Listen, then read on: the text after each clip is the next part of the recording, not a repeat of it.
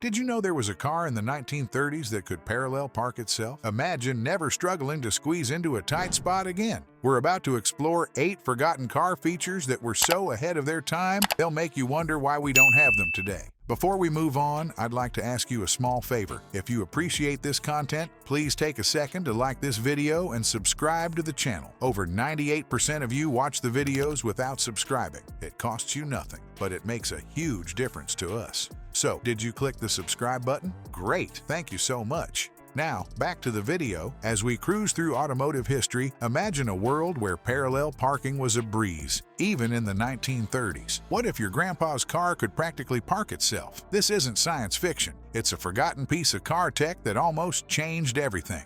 Back in the 1930s, an inventor named Brooks Walker had a vision that could have revolutionized parking forever. He came up with something called the fifth wheel for parallel parking.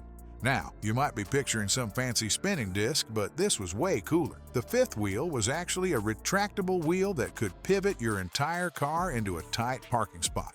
Picture this. You're driving down a busy street in your shiny new 1930s sedan. You spot a snug parking space between 2 other cars. Instead of spending 10 minutes inching back and forth, you simply engage the fifth wheel. Your car gracefully swings into place, neat as you please. It's like magic, but with gears and hydraulics.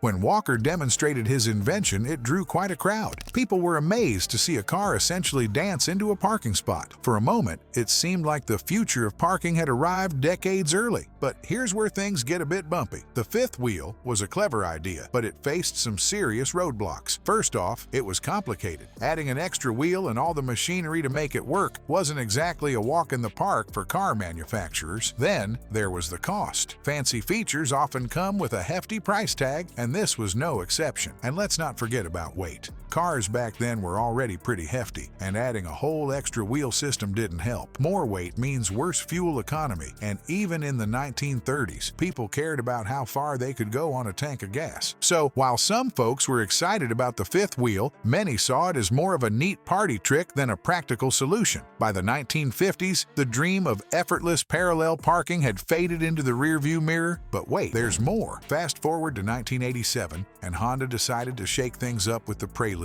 They introduced something called four-wheel steering. Now, this wasn't about parking, but it was all about making your car handle like a dream. Here's how it worked. At low speeds, the rear wheels would turn in the opposite direction of the front wheels. This made the car super agile, perfect for tight turns and, you guessed it, parking. At higher speeds, all 4 wheels turned in the same direction, making the car more stable for those highway cruises. People who drove the Prelude with 4-wheel steering couldn't stop raving about it. It was like having a sports car and a nimble city car all rolled into one.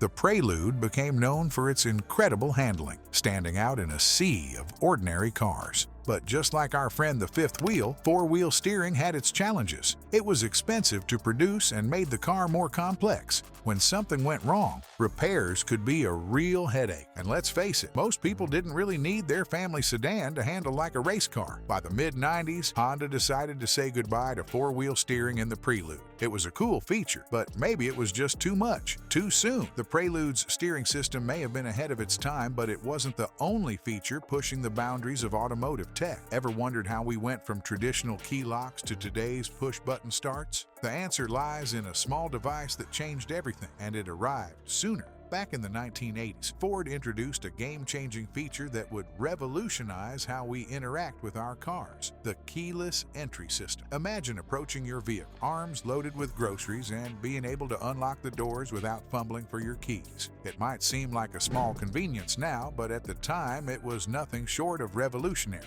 This nifty little device worked by sending a signal from a remote to your car, telling it to unlock the doors. No more struggling with keys in the rain or worrying about locking yourself out. It was like having a personal valet at your fingertips. But as with many new technologies, the keyless entry system faced its share of challenges. For starters, it wasn't cheap to produce. Car manufacturers had to figure out how to integrate this new tech without breaking the bank. And then there were the skeptics. Some folks weren't sure if they could trust a little button to keep their cars secure. What if the battery died? What if someone intercepted the signal? Despite these hurdles, keyless entry eventually caught on. Today, it's hard to imagine life without it. But while we were busy marveling at our new high-tech key fobs, another automotive revolution was quietly taking shape. Fast forward to 1996, and General Motors unveiled something that would change the auto industry forever: the EV1. This sleek, futuristic-looking car wasn't just another new model. It was the first mass-produced electric vehicle of the modern era. The EV1 was packed with features that were way ahead of its time. Its aerodynamic design looked like something straight out of a sci-fi movie, but it wasn't just for show. That smooth shape helped the car slice through the air, maximizing its efficiency and range. Under the hood, or more accurately under the floor, the EV1 boasted some seriously advanced battery tech. It started with lead-acid batteries, but later models upgraded to nickel metal hydride. These powerhouses gave the EV1 a range that was impressive for its time, even if it might seem modest by today's standards. Driving an EV1 was like getting a glimpse into the future. It was whisper quiet, zippy, and best of all, you never had to stop at a gas station. For a brief moment, it seemed like the age of electric cars had finally arrived. But sometimes, being ahead of your time comes with a price. Despite its innovative features, the EV1 faced an uphill battle. Production costs were sky high, and convincing people to switch from gas to electric wasn't easy. In 2003, GM made the controversial decision to discontinue the EV1, much to the dismay of its devoted fans. The end of the EV1 program sparked heated debates and even a documentary film. But while the car itself disappeared from the roads, its legacy lived on. The EV1 proved that electric cars could be practical, enjoyable to drive,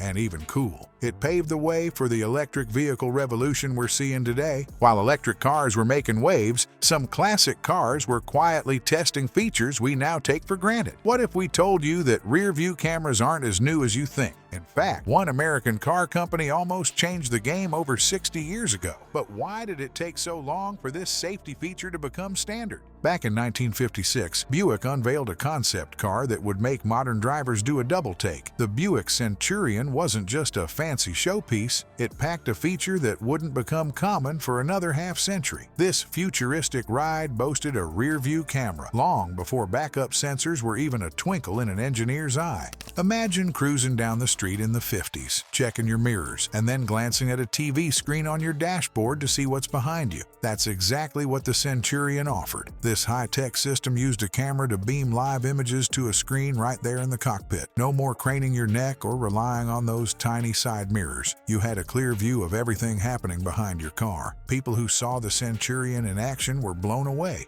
It was like something straight out of a sci-fi movie. Some folks thought it was the coolest thing they'd ever seen in a car. Others, well, they weren't quite sure what to make of it. Was this the future of driving or just a flashy gimmick? So, why didn't we all end up driving cars with backup cameras in the 1960s? As with many groundbreaking ideas, the devil was in the details. The technology was pretty advanced for its time, which meant it was also pretty expensive. Car companies weren't sure if everyday drivers would be willing to pay extra for this fancy feature. There were also questions about how reliable the system would be in the long run. Fast forward 20 years, and another car company was about to shake things up, this time inside the car. In 1976, Aston Martin rolled out the Lagonda, a luxury sedan that looked like it came from the future. But it wasn't just the outside that was ahead of its time. Pop open the door, slide into the driver's seat, and you'd find yourself face-to-face with something truly revolutionary: a fully digital dashboard. This wasn't just a simple digital speedometer. The Lagonda's dash was like something out of a spaceship. It displayed everything from your speed to your fuel level using glowing digital readouts. No more squinting at analog dials. All the info you needed was right there in crisp, clear numbers. But that's not all. The Lagonda took things a step further with touch-sensitive controls. That's right, in the 1970s, you could adjust your car's settings with the touch of a finger, just like you do on your smartphone today. It was a bold move that aimed to make driving easier and more intuitive. Car enthusiasts were blown away by the Lagonda's futuristic cockpit. It was unlike anything else on the road at the time. For a moment, it seemed like digital dashboards would be the next big thing in car design.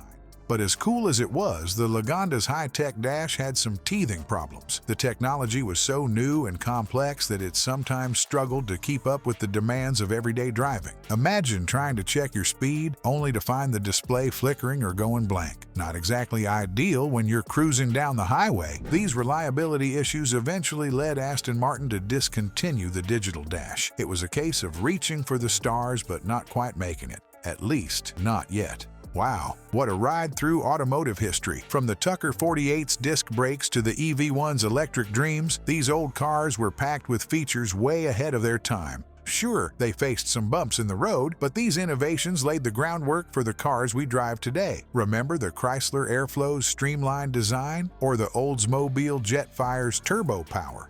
These cars might not have been big hits back then, but they sure made a lasting impact. It's funny to think about how some new features in our modern rides have roots stretching back decades. As we look at today's cutting-edge car tech, it makes you wonder, which features will stand the test of time? What will car lovers 50 years from now think about our current rides? One thing's for sure, the spirit of innovation that drove these old features is still going strong in the auto world today.